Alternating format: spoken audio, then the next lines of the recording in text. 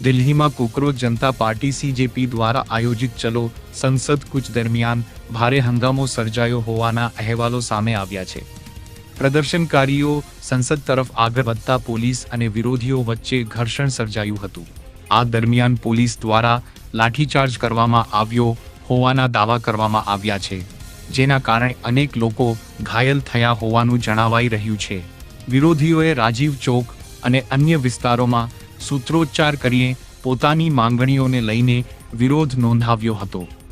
સમગ્ર ઘટનાને ધ્યાનમાં રાખીને જંતર મંતર, સંસદ માર્ગ અને અન્ય VIP વિસ્તારોમાં કડક સુરક્ષા વ્યવસ્થા ગોઠવવામાં આવી હતી।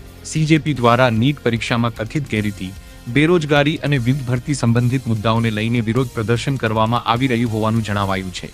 હાલ સમગ્ર મામલે પરિસ્થિતિ પર પોલીસ સતત નજર રાખી રહી છે અને કાયદો વ્યવસ્થા જાળવવા માટે વધારાના સુરક્ષા દળો તૈનાત કરવામાં આવ્યા છે।